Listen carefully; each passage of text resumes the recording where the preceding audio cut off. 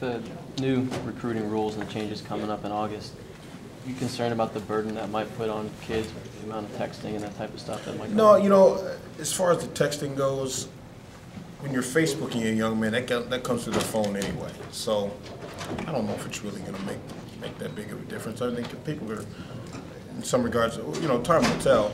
Trying to make it bigger than what it is. I mean, you're going to go recruit under what the rules are that you have, and it's not about it being burdensome. These are the rules and the constraints that you work within, and you do what you do. Coach didn't want to throw out a sleeper. Coach Kelly didn't want to throw out a sleeper in the class? He threw out Chris Brown last year, and he didn't want to do it this year. Do we have anyone from Coach Alford?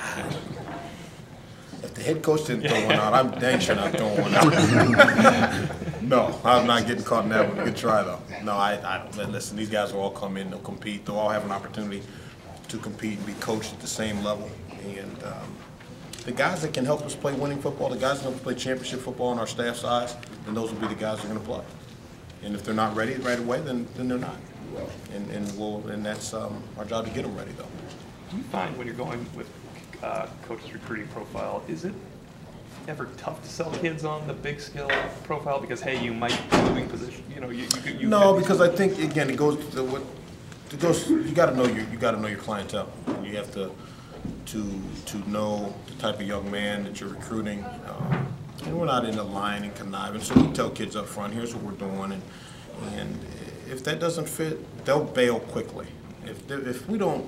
When we start talking to young men around the country, if Notre Dame and the way we're recruiting doesn't fit, they know, we know pretty quick. And this place is a unique enough spot that when you come on this campus, you have a pretty good idea.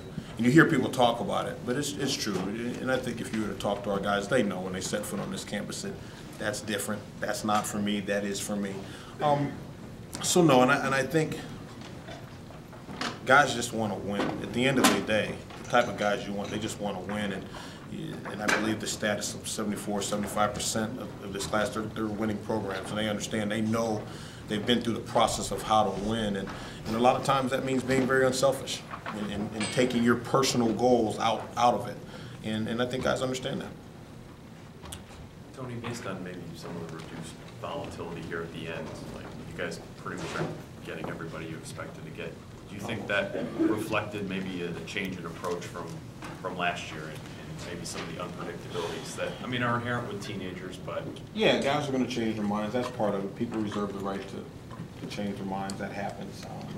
But again, I think it goes back to as well of the young men that were committed in this class. 16 of them were committed before we ever took a snap. So for anybody to make the mistake of, well, you won 12 games, that's why you've got such a highly touted class. 16 of those guys were, 16 to 22 were committed before we ever took a snap.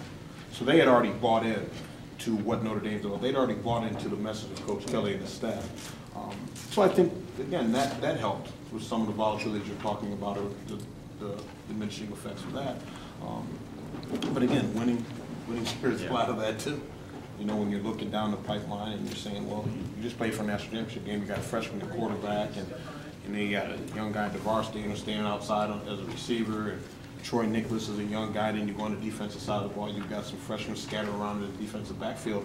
So I think guys see that we're doing things the right way.